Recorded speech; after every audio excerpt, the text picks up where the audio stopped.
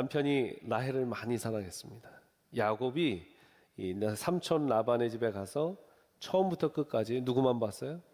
라헬만 봤어요. 라헬 위해서 7년 일하라고 열심히 일했어요. 더 일하라고 해서 더 일했어요. 라헬을 그만큼 사랑했습니다. 정말 라헬을 사랑했던 야곱이 있었기에 사실 라헬은 행복할 수 있습니다.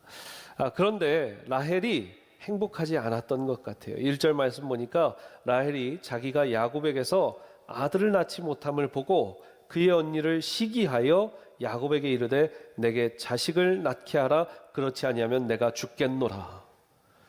무시무시한 말입니다. 여러분, 아내가 이런 말 하면 좀 무서울 것 같아요. 그랬더니 야곱이 뭐라고 합니까? 야곱이 라헬에게 성을 내어 이르되 그들을 임신 못하게 하시는 분은 하나님이시다. 내가 어떻게 하나님을 대신하냐 얘기를 합니다. 여러분, 라헬이 레아를 시기했다 얘기를 합니다. 사실 라헬은 레아를 시기할 이유가 없어요. 왜요? 야곱이 자기만 봐주기 때문입니다. 레아 언니, 사실은 정부인이지만 먼저 받은 부인이지만 레아를 쳐다도 보지 않았어요. 라헬을 많이 사랑했어요. 그러니까 라헬은 행복할 수 있었어요. 기뻐할 수 있었어요. 그러나 시기했다, 질투했다라고 얘기해요. 왜 그렇습니까? 아들이 없었기 때문이죠. 그래서 억지 아닌 억지를 씁니다. 3절 말씀 보시면 라헬이 이르되 내 여종 비라헬에게로 들어가라. 그가 아들을 낳아 내 무릎에 두리니 그러면 나도 그로 말미암아 자식을 얻겠노라.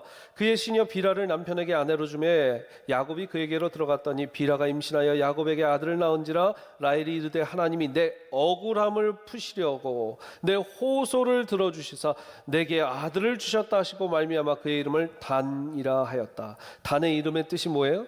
나의 억울함을 풀어주셨다. 하나님은 공평하신 분이다. 6절에 나와 있는 대로입니다. 7절 라헬의 시녀 비라가 다시 임신하여 둘째 아들을 야곱에게 낳음에 라헬이 이르되 내가 언니와 크게 경쟁하여 이겼다 하고 그의 이름을 납달리라 하였다. 경쟁한다, 전쟁한다라는 뜻의 납달리예요. 여러분, 이 원어적인 표현은 경쟁이 아니라 전쟁, 다툼, 싸움이 극렬했다라는 표현입니다. 그러니까 레아랑 한 판의 전쟁을 하고 승리했다. 왜요? 이제 야곱의 사랑도 덕차지했고 아들 둘도 자기가 낳지는 않았지만 시녀의 몸을 통해서 자기의 시녀의 몸을 통해서 낳았으니까 자기가 다 이루었다 이야기를 하는 것이죠. 여러분, 이 자녀들의 이름을 이렇게 지은 데에는 이 라헬의 마음의 상처와 컴플렉스가 고스란히 담겨져 있습니다. 우리 자녀들 이름 지을 때나 자녀들 교육할 때 그런 우리의 상처와 우리의 아픔을 부여할 때가 굉장히 많아요. 엄마, 난 바이올린을 왜 배워야 돼요? 엄마가 바이올리니스트가 되는 게 꿈이었는데 못다 이룬 꿈을 네가 이뤄주렴. 엄마, 난 피아노가 너무 싫은데 피아노를 왜 배워야 되죠? 엄마는 어렸을 때 피아노 배우는 게 꿈이었어. 넌 얼마나 좋니? 내가 피아노 레슨도 가르쳐주고. 처음 들어보시는 거 아니죠? 우리가 못다 이룬 꿈을 아이들한테, 왜요? 그게 결핍이고 그게 부족함이고 그게 나한테는 때로 상처이니까 아이들한테 그렇게 해요. 너 과학 수학 잘해야 된다. 왜요? 엄마 아빠가 문과라. 넌 이과가 약할 거야. 여기에 좀 더 반응을 하시네요. 문과 이과 얼마나 우리가 많이 들었던 이야기입니까?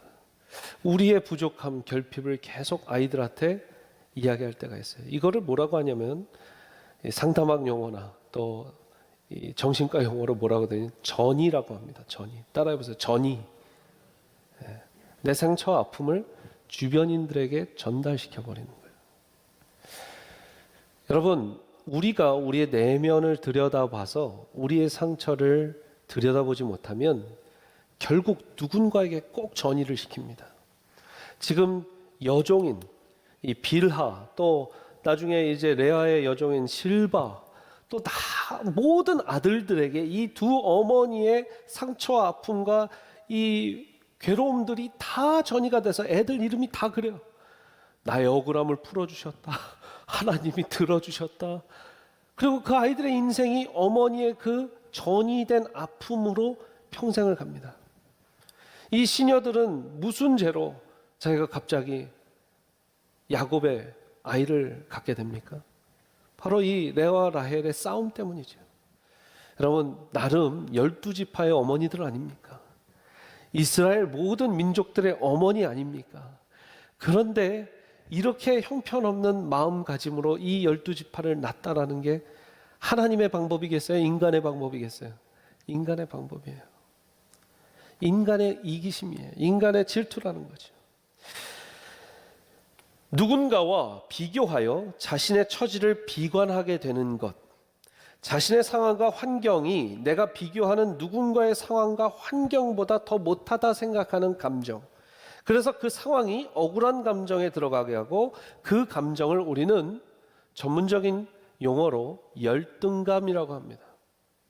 그 열등감은 왜 생기는가? 많은 이유, 여러분들과 제가 지금 상담학 정신과의 이 이야기를 하는 게 아니기 때문에, 하나님 말씀을 보는 시간이기 때문에 그래도 참고하느냐고 한국의 정신과 의사인 윤홍균 박사가 자존감 수업이라는 책에서 그 열등감을 이루는 세 가지 생각에 대해서 아주 짧게 간략하지만 정확하게 표현을 했습니다. 이렇게 열등감을 이루는 세 가지 생각. 첫 번째는요, 자신에게 부족한 면이 있다고 생각하는 거예요.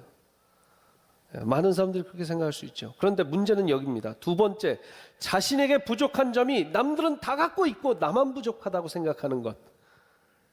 그게 자격지심입니다. 세 번째는요, 그 모든 사람들은 갖고 있는데 나만 없는 것 때문에 내가 큰 피해를 보게 될 거라는 것. 그게 이제 피해의식이죠. 열등감에 여러분 이 순서가 어떻게 된다고요? 내가 부족하구나. 나만 부족한 것 같아. 세상 사람들 다 갖고 있어. 이것 때문에 내가 큰 피해를 보겠다. 결혼 정년기의 분들 가운데 이런 분들이 있어요. 나만 빼고 세상 사람들은 다 결혼한 것 같아. 다 커플이야. 공원을 가도 다 커플이고 나만 혼자인 것 같아요. 여러분, 하나님께서 독신을 은사로 주신다고 성경에 써 있어요. 그럼 어쩌면 그것도 큰 은혜이고 큰 은사고 큰 축복일 수 있는데 세상 모든 거 다 가진 것 같고 나만 없는 것 같아. 그럼 거기서부터 이제 자격지심이 시작하고 피의식이 생기는 거예요. 가장 많이 우리 부모님들이 갖는 거, 내 아이만 안 하고 있고 다 하고 있는 것 같아. 아유, 저 집은 무슨 과외를 시키는데 저 집은 어디. 미국은 좀 덜하지만 제가 놀란 건, 제가 있었던 동네라서 미안하지만 여러분들 잘 아시는 버지니아의 페어팩스 카운티는요, 한국 모 드라마에서도 등장하는 엄청난 이 미국의 파락군 같은 곳인데, 제가 목회하던 곳이 거기니까 부모님들이요 많은 걸 시키시더라고요. 엄마들끼리 이제 모임이 있고 카톡방이 이제 개설이 되면 거기에서 막 정보들이 어떻게 해야 이 영재반에 들어간다 안 들어간다, 무슨 시험 몇 월 달부터 준비해야 된다, 뭐 해야 된다, 엄청나요. 남의 얘기 같이 듣고 계세요. 우리 부모님들이 다 갖는 감정이에요. 우리 애만 빼고 다 하는 것 같아요.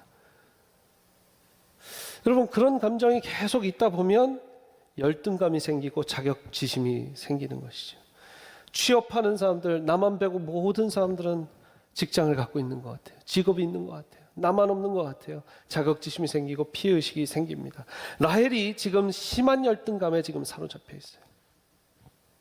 나만 아들이 없고 지금 레아는 다 있고 다 가진 것 같다라는 거예요. 아니야. 저는 오늘 레아와 라헬을 보면서 몇 년 전에 읽었었던 이 책이 기억나요. 여러분, 결국 하나님의 사람은 경쟁하는 순간 루저가 됩니다. 비교하는 순간 루저가 돼요. 내가 하나님께서 주신 특별한 달란트가 분명히 하나가 있는데 내 달란트를 보지 못하고 남의 달란트를 계속 보고 열등감을 갖고 갖기를 원하는 감정만 가지면 우리는 백날 가도 하나님의 일을 할 수 없다라는 거예요. 여러분, 하나님께서 독점적으로 주신 은혜의 창구가 뭐냐면 야곱의 사랑이었어요. 레아에게는 하나님께서 독점적으로 주신 은혜가 뭐였냐면 태문을 여셔서 하나님의 이 유대 백성들을 만들어내는 거였어요. 하나님 말씀 보십시오. 한번 창세기 29장, 이 30장에서 한 장 전에 29장 31절 보세요. 같이 한번 읽어보겠습니다. 29장 31절 시작. 여호와께서 레아가 사랑받지 못함을 보시고 그의 태를 여셨으나 라헬은 자녀가 없었더라. 절 보세요. 여러분, 하나님 말씀에 써 있어요. 지금 레아의 태의 문을 연 이유가 뭐예요? 그에게는 야곱의 사랑이 없었기 때문이라는 거예요. 그가 사랑을 받지 못했으므로 하나님이 독점적으로 주신 은혜는 뭐냐면 태의 문을 열어주셨다. 그럼 라헬은 반대로 태의 문을 열어주시지 않은 대신 독점적으로 주신 하나님의 은혜는 뭐예요? 야곱을 사랑을 충만히 받은 거예요. 그런데 레아가 라헬이 서로 갖지 못한 것을 보고 시기하고 질투하고 화내고 분노하고 열등감을 갖고 상처가 되고 그 안에 결핍이 이루어지고 하니까 어떻게 돼요? 전쟁과 싸움이 경쟁이 일어난 것이죠. 경쟁이 일어나는 순간 어떻게 돼요? 진다는 거예요. 제가 세미안교회 와서 설교한 많은 설교 중에 비교 우위라는 이야기를 많이 했습니다. 경제학 용어지만 comparative advantage. 경영 경제학을 이렇게 설교에 많이 쓰는 사람이 있을까 싶은데 여러분 너무 잘 이해하시고 나중에 한 1, 2년 지나도 그건 기억하시더라고요. 그 본문은 기억 못 하시는데 비교 우위 이런 건 기억하세요. 그래서 comparative advantage. 여러분 우리가 아브라함이 comparative advantage가 뭐예요? 영적 우위가 뭐예요? 비교 우위가 믿음 아니에요? 믿음. 믿음의 조상이잖아요. 여러분 성경 인물 한 사람당 하나씩 주셨어요. 우리에게도 하나씩 주셨어요. 달란트 비유 1달란트, 2달란트, 5달란트 받았어요. 공통점이 뭔지 아세요? 마태복음 25장에 1달란트 이상은 받았다는 거예요. 다들. 아멘. 바울이 컴플렉스가 있어요. 여러분 바울이 이 신약의 13개의 서신서를 쓰고 엄청난 바울이고 엄청난 교회들을 개척하고 했지만 컴플렉스가 뭔지 아세요? 가장 큰 컴플렉스, 건강도 컴플렉스죠. 뭐 눈이 안 좋았다, 몸이 약했다 이렇게 되는데 그 하나님이 은혜로 족하다 했어요. 근데 또 컴플렉스가 있어요. 뭔지 아세요? 바로 예수님 살아생전에 12제자로 섬기지 못했던 거예요. 예수님 살아생전에 12제자로 섬겼던 그 제자들은 예루살렘의 탑 리더들입니다. 예루살렘 교회는 그래서 예수님을 직접 3년 동안 동고동락하면서 그 예수님을 지켜보고 예수님 옆에 있었던 베드로, 예수님 옆에 있었던 뭐 도마, 요한 이런 사람들이 정말 탑 리더들로 세워진 교회가 예루살렘 교회. 예루살렘 교회에서 제일 인정 안 해준 사람이 누구예요? 바울이에요. 네가 무슨 사도야? 너가 언제 우리랑 같이 다녔어? 예수님 살아계실 때 본 적 있어? 만난 적 있어? 가르침 받은 적 있어? 바울이 뭐라고 해요? 모든 서신서에 나 그리스도의 사도된 바울은 그런 거 쓸 때마다 예루살렘 이 제자들은 웃은 거예요. 네가 무슨 사도야? 그러면서 자기가 세워놓은 교회들에서도 나중에 당신 정말 사도권을 인정할 수 없겠습니다. 우리가. 그러니까 예루살렘에서 온 바나바를 늘 옆에 데리고 다니는 게 자기한테는 정말 명함, 큰 명함 갖고 다니는 것 같은. 왜냐하면 예루살렘의 탑 리더 중에 이 장로였던 바나바가 옆에 같이 다니기 때문이에요. 바울에게 그 컴플렉스가 있었어요. 근데 뭐라고 그래요? 나중된 자 같은 나에게도 예수 그리스도께서 보여주시고 만나주시고 나에게 다가와 주셨다. 내가 다메섹 도상에서 예수님을 살아생전 뵙지 못했지만 내가 다메섹 도상에서 어떤 이제 성경학자들은 예수님이 부활하신 거는 바울이 봤을 거다라는 이야기를 하는 분들도 있는데 여러분 그 부활하는 예수님을 봤고 또 예수님께서 살아서 이 다메섹 도상에서 자신을 만나 주신 걸로 자기는 충분히 사도다라는 거예요. 그걸 그 자부심을 가졌기 때문에 모든 교회들을 개척하고 이 터키 그리스 여러분 얼마나 걸어다니기 먼 거리인지 몰라요. 근데 그 험난한 길들을 걸어서 교회 세우고 전도하고 선교했던 바울이 바로 그 바울이에요. 왜 그래요? 하나님이 주신 비교 우위가 뭔지 알았기 때문이에요. 사도행전 9장에 이런 말씀이 있습니다. 우리 바울에게 하나님께서 주신 말씀이에요. 9장 15절 16절 주께서 이르시되 가라 이 사람은 내 이름을 이방인과 임금들과 이스라엘 자손들에게 전하기 위하여 택한 나의 그릇이라 그가 내 이름을 위하여 얼마나 고난을 받아야 할 것을 내가 그에게 보이리라. 여러분 바울을 하나님께서 딱 픽업하셔갖고 얘가 이방인 선교를 위해서 내가 선택한 그릇이다. 그러니까 바울이 만약에 베드로는 예수님이 3번 부인을 했어도 찾아오셔서 3번 네가 나를 사랑하느냐도 물어보시고 당신은 살아계신 하나님의 아들이시다라는 이 표현을 갖고 너의 고백 위에 페트라스 그 바위가 되는 반석 위에 내가 교회를 짓겠다 이런 말씀도 해주셨는데 나한테는 왜 그런 것도 없었을까? 부르시려면 일찍 부르시지. 그때 좀 만나서 나도 좀 사도 소리 좀 듣고 다니면 얼마나 근데요 하나님께서 그건 주시지 않았어요. 그러나 하나님께서 정확하게 주신 건 이방인 선교를 위해서 내가 택한 그릇이다. 자, 레아를 보고 제가 말씀을 마치도록 하겠습니다. 레아는요 평생 피해의식에 살았어요. 뭐라고 하냐면 창세기 오늘 30장 말씀인데 30장 15절 말씀 보세요. 30장 15절에 뭐라고 적혀 있습니까? 내가 같이 한번 읽겠습니다. 레아가 그에게 이르되 내가 내 남편을 빼앗은 것이 작은 일이냐. 뭐라고 얘기해요? 레아가 라헬한테 네가 내 남편을 뺏었다고 얘기합니다. 근데 말은 똑바로 해야지. 여러분 누가 누굴 뺏었어요? 지금 레아한테는 미안하지만 야곱이 레아한테 눈길 한번 준 적 있습니까? 헷갈리게 한 적 있습니까? 확실했어요. 그만 보여주셔도 될 것 같아요. 야곱은요 처음부터 라헬만 봤어요. 그리고 라헬과 정혼을 했어요. 라헬과 약혼했어요. 이렇게 시간이 지나서 그 일을 완성하면 7년 동안 일하면 라헬 준다고 했어요. 온 동네 방네가 다 알아요. 그런데 첫날 밤에 누가 들어왔어요? 레아가 들어왔어요. 그럼 누가 뺏은 거예요? 레아가 뺏은 거예요. 근데 지금 어떻게 됐어요? 몇 년을 살고 나니까 동생 라헬한테 네가 내 남편을 뺏었다고 얘기해요. 그러면서 이야기합니다. 내가 그 라헬하고 싸워서 지기 싫다라는 것이죠.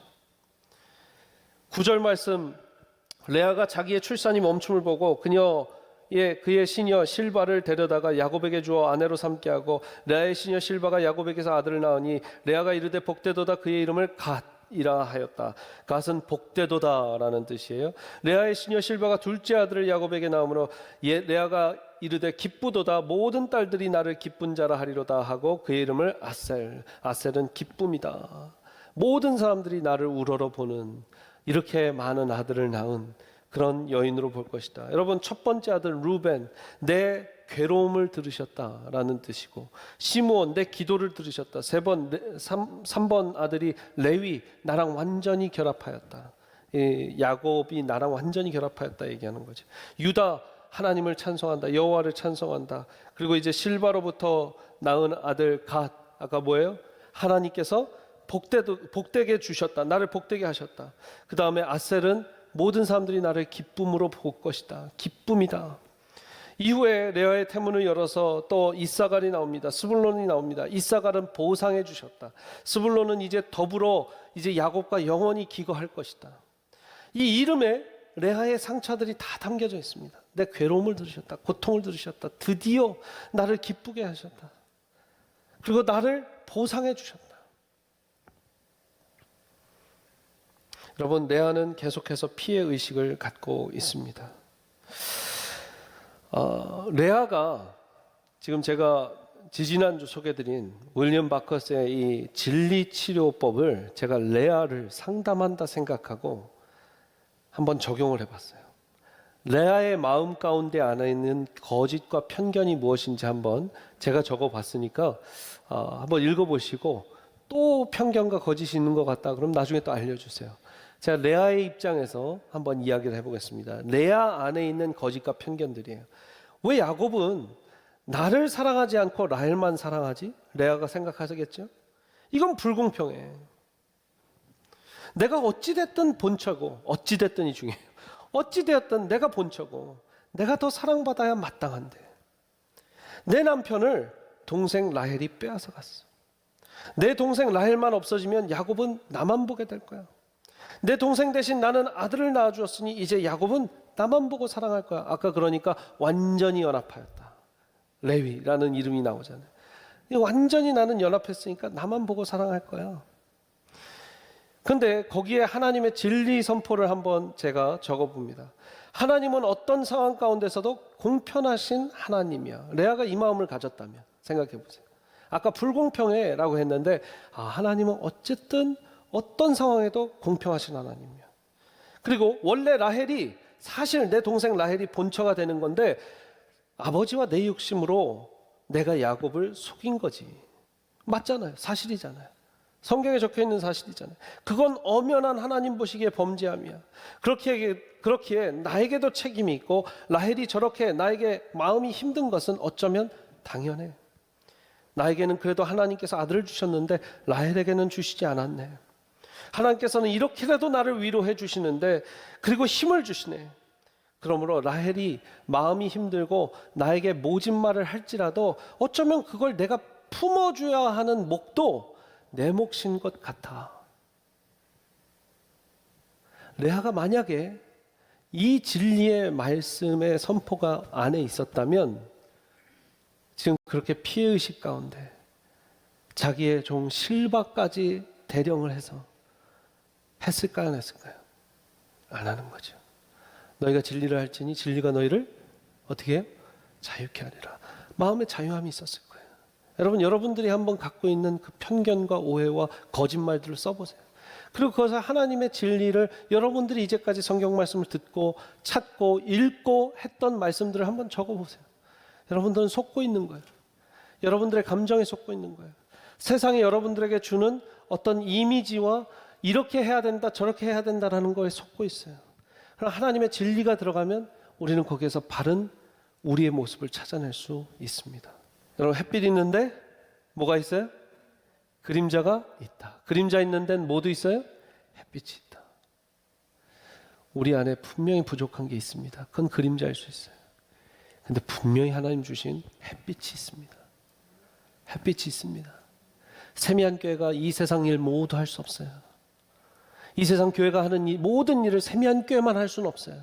그러나 세미한교회에게 주신 사역이 뭡니까? 세계, 미국, 한국을 그리스도께로. 우린 그럼 그 비전을 위해서 할 수 있는 모든 일은 할 수 있어요. 우리가 모든 걸 가질 수는 없다. 여러분들 가정이 모든 걸 할 수 없다. 여러분들 남편이 모든 걸 할 수 없다. 이러면 좀 아멘을 해주시면 바랍니다. 자유함이 있잖아요. 우리 모든 걸 할 수 없어요. 우리 권사님들이 모든 걸 할 수 없다. 우리 아내들이 모든 걸 할 수 없다. 뭐만 하면 된다. 하나님이 주신 비교우의적인 독점적인 은혜와 은사를 누리면 된다. 아멘. 전 여러분과 제가 그런 교회를 꿈꿔가기를 바랍니다. 그러니까 이것 없어요, 저거 없어요, 저거 없어요, 이거 없어요 하지 마세요. 없는 거 많을 거예요. 결핍되고 부족한 거 많을 거예요. 그러나 하나님이 확실하게 주신 비교우의적인 은사는 확실하게 우리가 끌고 밀고 하나님께 기도하며 나가야 될 줄 믿습니다.